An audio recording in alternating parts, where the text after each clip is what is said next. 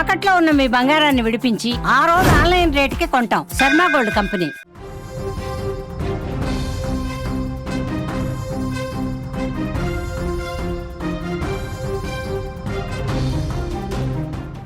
ధర్మస్థలిలో కొనసాగుతున్న అస్థిపంజరాల వేటలో ఎవ్వరూ ఊహించని నిజాలు బయటపడుతున్నాయి. ఒకటి కాదు, రెండు కాదు, మూడవ అస్థిపంజరానికి సంబంధించిన ఆనవాళ్లు కూడా కొద్దిసేపటి క్రితమే బయటపడ్డట్టుగా సమాచారం అందుతోంది. ప్రస్తుతం 6వ స్పాట్ నుంచి 3వ స్పాట్లోకి 7వ స్పాట్కి తవ్వకాలు కొనసాగుతున్నట్టుగా అర్థమవుతోంది, సమాచారం ఉంది. కొద్దిసేపటి క్రితమే 6వ స్పాట్ 7వ స్పాట్కి మధ్యలో దాదాపు 30 ఎముకలు దొరికినట్టుగా మాకు సమాచారం అందుతోంది. ధర్మస్థలి నుంచి ప్రత్యక్ష ప్రసారం ద్వారా మా ప్రతినిధి విజయ్ ఉన్నాడు. ధర్మస్థలి నుంచి మనకు ప్రత్యక్ష ప్రసారం ద్వారా అక్కడి సమాచారాన్ని ఎప్పటికప్పుడు అందిస్తున్నాడు. ఆ అవశేషాలకు సంబంధించిన లేటెస్ట్ అప్డేట్స్ మా విజయ్ అడిగి తెలుసుకుందాం. విజయ్, ఏంటి 6th ప్లేస్లో తవ్వకాలు అయ్యాయి, నిన్న 2 అస్థిపంజరాలు దొరికాయి, ఇప్పుడు ఇవాళ 7th ప్లేస్ వరకు కూడా తవ్వకం జరుగుతున్నట్టు తెలుస్తుంది. అక్కడ మళ్ళీ 30 ఎముకల్ని గుర్తించినట్టుగా సమాచారం అందుతుంది. ఇందులో నిజంగా వాస్తవం ఉందా? ఎస్ తిరుమల. సో ఇవాళ మరొక కీలకమైనటువంటి ఆధారాలు దొరికే సిట్ అని చెప్పుకోవాలి. నిన్న 2 మృతదేహాలకు సంబంధించినటువంటి అస్థిపంజరాలు దొరికితే ఇవాళ స్పాట్ నెంబర్ 7 లో, అంటే ఇవాళ 6వ నెంబర్ స్పాట్ లో తవ్వకాలు జరుపుతున్నారు. దాని పక్కనే ఉన్నటువంటి 7వ నెంబర్ స్పాట్ లో కూడా తవ్వకాలు జరుపుతున్నట్టుగా సమాచారం అందుతుంది. అయితే ఈ 7వ నెంబర్ స్పాట్ లో దాదాపుగా 30 ఎముకలు దొరికినట్టుగా సమాచారం అందుతుంది. అయితే పోలీసులు ఇంకా కూడా దీన్ని అధికారికంగా ధృవీకరించలేదు. ఎందుకంటే వెళ్ళినటువంటి టీం అంతా కూడా ఆ నేత్రావతి ఒడ్డున ఉన్నటువంటి ప్రాంతం పైన రోడ్డు మీద నుంచి కూడా లోపలికి వెళ్తే దాదాపుగా 300 మీటర్ల దూరంలో ఉంటుంది. ఇక్కడి నుంచి లోపలికి వెళితే సో అక్కడ మొత్తం అంతా కూడా చుట్టూ అంతా కూడా కొన్ని కర్టన్స్ కట్టేసి వాటి మధ్యలో తవ్వకాలు జరుపుతున్నారు. ఆ తవ్వకాలని కూడా నిన్నంతా కూడా మనుషుల ద్వారా తవ్వకాలు జరిపితే ఇవాళ నేరుగా ఎక్స్కవేటర్ ని అక్కడ తీసుకోపోవడం జరిగింది. అంటే మినీ జేసీబీని అక్కడికి తీసుకెళ్లారు. మరింత లోతుగా తవ్వేటువంటి ప్రయత్నం అయితే చేస్తున్నారు. తవ్వే కొద్దీ కూడా ఎముకలు బయట పడుతూనే ఉన్నాయి.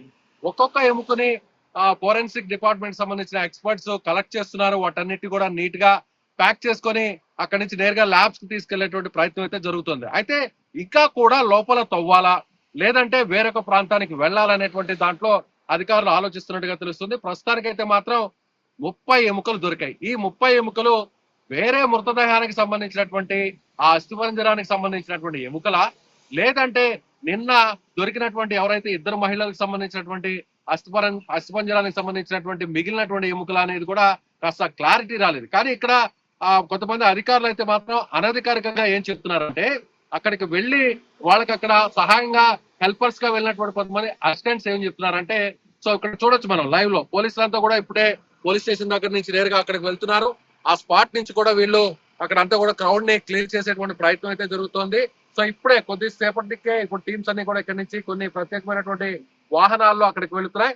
సో 30 ఎముకలు దొరకడంతో వాటన్నిటి కూడా ఇప్పుడు వెంటనే నేరుగా ఇక్కడికి తీసుకొచ్చి నేరుగా బెంగళూరు కానీ లేదంటే బెంగళూరు కూడా పంపించేటువంటి ప్రయత్నం అయితే జరుగుతుందనే చెప్పాలి. సో మరొక మృతదేహానికి సంబంధించినవా, ఇది 3వ మృతదేహానికి సంబంధించినవా, లేదంటే 4, 5 ఇలా 5-6 మృతదేహాలకు సంబంధించినటువంటి ఎముకల, అంటే ఒకే ప్రాంతంలో మూకమ్మడిగా వీటన్నిటిని కూడా పాతి పెట్టారా అనేటువంటి అనుమానాలు అయితే చాలా స్పష్టంగా కలుగుతున్నాయి. ముఖ్యంగా 7వ నెంబర్ ఒక స్పాట్ లో ఎంత లోతు వరకు తవ్వారు? ఇప్పుడు 6వ స్పాట్ లో తవ్వకం ఎంత లోతు తవ్వారు? అందులోనే ఇప్పుడు 1, 2, 3 అంటున్నాం కదా, ఇవన్నీ ఒకే చోట దొరికాయా? ఒకే స్పాట్ లో ఆ ఏరియాలోనే దొరికాయా? ఎస్, నేను నేరుగా కొన్ని ప్రాంతాల లోపలికి వెళ్ళడం జరిగింది తిరుమల. అక్కడ వెళ్ళిన తర్వాత పోలీసులు ఏం చేశారంటే అతను కొండ గుర్తుగా ఒక ప్రాంతాన్ని చెప్పాడు.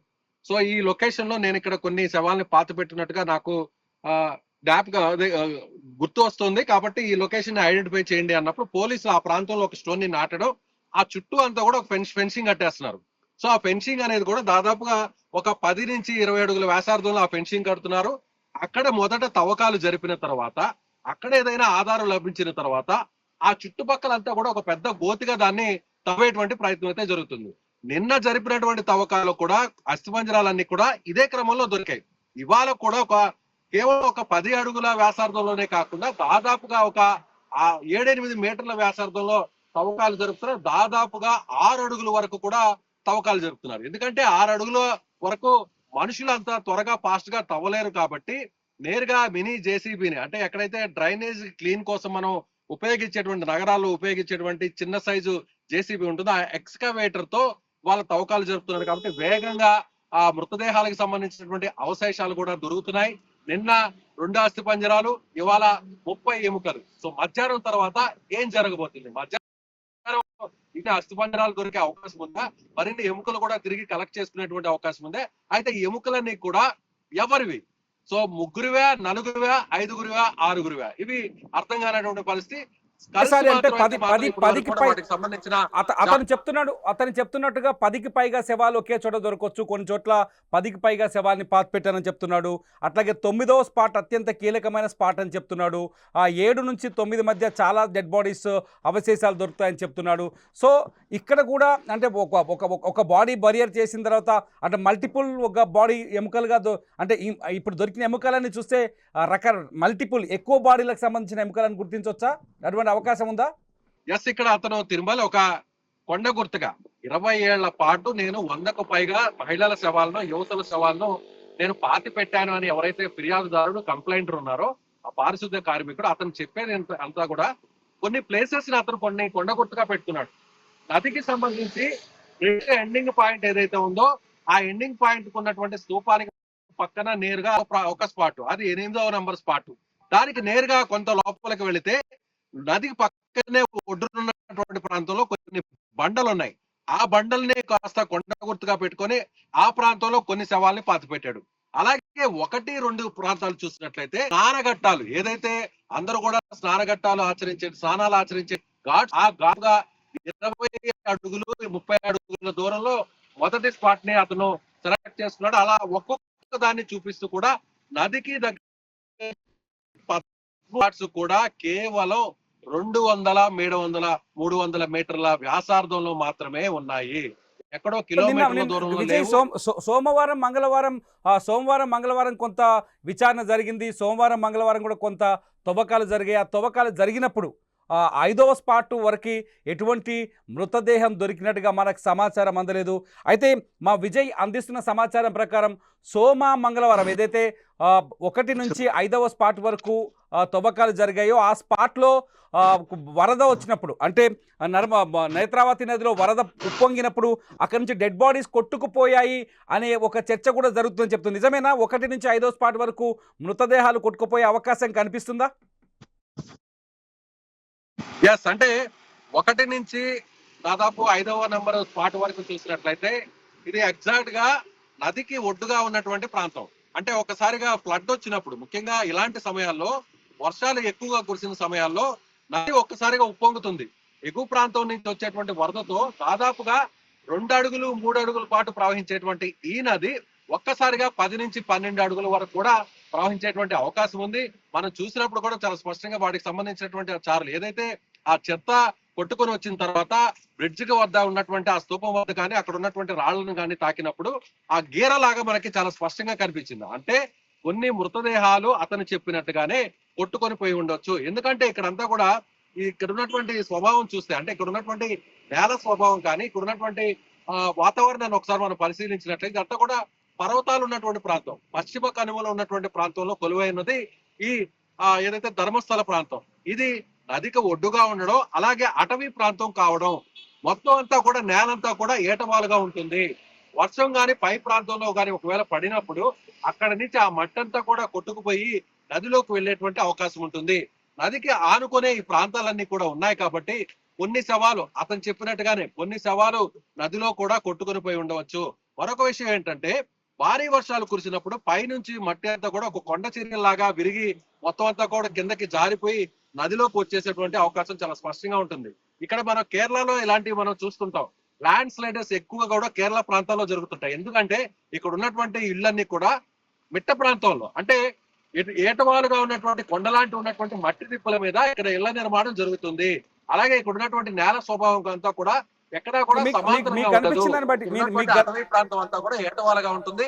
ఇప్పుడు ఇతను పాతి పెట్టినటువంటి శవాల్ని పాతి పెట్టినట్టు చెప్తున్నటువంటి ఈ లొకేషన్స్ అన్ని కూడా ఏటవాలుగా ఉండేటువంటి ప్రాంతం కావడంతో, అందులోనూ అతను 10 సంవత్సరాల తర్వాత తిరిగి ఇప్పుడు రావడం, అతనంతా కూడా చెప్పిన దాన్ని బట్టి చూస్తే గత 20 ఏళ్ల కిందటి నుంచి కూడా తాను పాతి పెడుతున్నాను అనేటువంటి విషయం చెప్పాడు. కాబట్టి దాదాపుగా దశాబ్ద కాలాలు దాటాయి కాబట్టి అక్కడ నది ఒడ్డున పాతి పెట్టి ఉన్నటువంటి మృతదేహాలు అయితే మాత్రం అతను చెప్పినట్టుగానే కొట్టుకొని పోయి ఉండొచ్చు అనేది మాత్రం చాలా స్పష్టంగా అర్థమవుతుంది.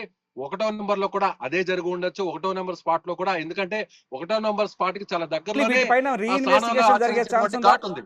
వీటిపైన రీఇన్వెస్టిగేషన్ చేసే ఛాన్స్ ఉందా? అంటే ముందు స్పాట్స్ అన్నిటినీ కవర్ చేయాలనేది సిట్ ఆలోచన.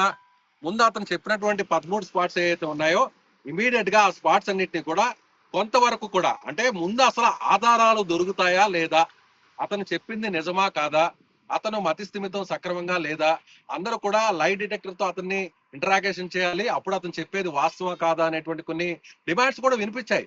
ఆ వాదనలు కూడా మనం విన్నాం. అయితే ఈ సిట్ అధికారులు ఏం చేస్తున్నారు అంటే ముందు అతను చెప్పినటువంటి 13 ప్లేసెస్ ని కవర్ చేయాలి. అది కూడా ఏంటంటే అతను చెప్పినటువంటి ఆ లొకేషన్ ని ఒక 3 మీటర్ల వ్యాసార్థంలో ముందుగా తవ్విన తర్వాత అక్కడ ఏదన్నా ఆధారాలు లభిస్తే, అక్కడ ఏదన్నా డెడ్ బాడీస్ సంబంధించినటువంటి క్లూస్ ఏమైనా దొరికితే దాన్ని మరింత వెడల్పులో మరింత విస్తారంగా అక్కడ తవ్వేటువంటి అవకాశాన్ని చూస్తున్నారు. ఇప్పుడు అదే జరుగుతోంది. 6 అడుగు ఆ స్పాట్ నెంబర్ 6లో కానీ 7లో కూడా ఇప్పుడు అదే జరుగుతుంది. స్పాట్ నెంబర్ 6లోనే మృతదేహానికి సంబంధించినటువంటి అస్థి పంజరాలు దొరికాయి కాబట్టి అక్కడ ఇవాళ ఉదయం కూడా తిరిగి కొనసాగుతోంది తవ్వకాలు. అలాగే 7వ నెంబర్ స్పాట్ లో కూడా తవ్వకాలు జరుగుతున్నట్టుగా చెప్పుకోవచ్చు. ఒక్కొక్క దాన్ని విజయ్ ఇప్పుడు క్లారిఫై చేసుకున్నాక విజయ్, దొరికిన ఈ అస్థి పంజరాలు ఇప్పుడు ఎక్కడ, ఈ ఎముకలు కానీ వీటన్నిటి ఇప్పుడు తరలించారా? వాటిపైన పరిశోధన ఏమైనా జరుగుతుందా? అంటే ఒకేసారి సాయంత్రం వరకు అంతా కూడా కలెక్ట్ చేసిన తర్వాత వీటన్నిటిని కూడా సపరేట్ బాక్సెస్ లో సపరేట్ బ్యాగ్స్ లో తీసుకొచ్చేటువంటి అవకాశం ఉంది. ఇప్పటి వరకు దొరికినటువంటి 30 ఎముకలను కూడా ఎక్కడా కూడా బయటకు తీసుకొచ్చేటువంటి అవకాశం లేదు. ఎందుకంటే ఒకేసారి ఉదయం 11 గంటలకు ఇక్కడికి వస్తున్నారు. మంగళూరు నుంచి నేరుగా ఆ వ్యక్తిని ఇక్కడికి తీసుకొస్తున్నారు. వాళ్ళతో పాటు ఎవరైతే సిట్ లో ఉన్నటువంటి ఐపీఎస్ ఆఫీసర్స్ ఉంటున్నారు, అలాగే ఫోరెన్సిక్ డిపార్ట్మెంట్ సంబంధించినటువంటి ఎక్స్పర్ట్స్ ఉంటున్నారు, అలాగే రెవెన్యూకి సంబంధించినటువంటి డిపార్ట్మెంట్ లో ఉన్నటువంటి వాళ్ళు ఉంటున్నారు. వీళ్ళందరూ కూడా వచ్చాక ఒక్కొక్క పాయింట్ అంతా కూడా క్లియర్ చేసుకున్నాక మిగిలిన నెక్స్ట్ పాయింట్ కి వెళ్ళేటువంటి పరిస్థితి చాలా స్పష్టంగా కనిపిస్తుంది. అయితే ఇవాళ ముందుగా 7, 8, 9 ఈ లొకేషన్స్ లో తవ్వుతారు. 8వ లొకేషన్ లోనే ఎక్కువగా ఉండేటువంటి అవకాశం ఉందని అందరూ కూడా భావించారు. కానీ 7లో అనూహ్యంగా ఎముకలు బయటపడటం, 6లో కూడా తవ్వకాలు ఎక్కువ సంఖ్యలో జరపాలి అనేటువంటి, ఎక్కువ శాతం చేయాలనేటువంటి ఆలోచనతో రావడంతో 6, 7లోనే ఇవాళ తవ్వకాలు పూర్తిగా జరిగేటువంటి అవకాశం ఉంది. 8వ స్పాట్ కు వస్తే రోడ్డు మీద వెళ్ళేటువంటి వారికి కూడా చాలా స్పష్టంగా కనిపిస్తుంది. 8వ స్పాట్ నుంచి ఇక మీదట రేపు ఎల్లుండి రేపు అక్కడ చాలా కీలకం అని చెప్పాలి. 8 నుంచి మిగిలినటువంటి 12 స్పాట్లన్నీ కూడా రోడ్డుకి పక్కనే ఉన్నటువంటి స్పాట్స్. నేను నిలుచుకున్నటువంటి ప్రాంతానికి మీకు లైవ్ లో చూపిస్తాను మళ్ళీ నెక్స్ట్ వీడియోలో కూడా. ఇక్కడ నుంచి నడుచుకొని ఒక 10 అడుగుల లోపల అటవీ ప్రాంతంలోకి వెళితే అక్కడే స్పాట్స్ ఉన్నాయి. అలా దాదాపుగా 9వ నెంబర్ స్పాట్, 10వ నెంబర్ స్పాట్, 11వ నెంబర్ స్పాట్, 12వ నెంబర్ స్పాట్, ఇలా 4 స్పాట్స్ అన్ని కూడా రోడ్డుకి కేవలం 7, 8 అడుగుల దూరంలో ఉన్నాయి. బైక్ మీద వెళ్తున్నటువంటి వాహనదారులు కూడా ఆ స్పాట్ దగ్గర ఆగి వాళ్ళు ఫోటోలు తీసుకొని, వీడియోలు తీసుకొని వాళ్ళ బంధువులకు, స్నేహితులకు కూడా వీడియో కాల్స్ చేసి మరి ఆ స్పాట్స్ ని చూపిస్తున్నటువంటి పరిస్థితి చాలా స్పష్టంగా ఇక్కడ రోడ్డు పక్కన ఉన్నటువంటి స్పాట్స్ పరిస్థితిని చెప్పవచ్చు. తిరుమల రైట్ విజయ్, అప్డేట్ కోసం మళ్ళీ మీ దగ్గరికి వస్తాం. ప్రస్తుతానికైతే 7వ స్పాట్ దగ్గర మరొక 30 ఎముకలు దొరికినట్టుగా తెలుస్తుంది. ఆ 30 ఎముకల్ని సాయంకాలానికి బెంగళూరులోని ఎఫ్ఎస్ఎల్ ఆఫీస్కి పంపించే ఛాన్సెస్ కనిపిస్తున్నాయి. మా ప్రతినిధి విజయ్ ఎప్పటికప్పుడు లైవ్లో ధర్మస్థలి హత్యలు, అస్థి పంజరాలకు సంబంధించిన అప్డేట్స్ అందించడానికి సిద్ధంగా ఉన్నారు. ఇది ఇప్పటి వరకు ఉన్న సమాచారం. చూద్దాం ఇంకా ఎన్ని అస్థి పంజరాలు ధర్మస్థలలో దొరుకుతాయో.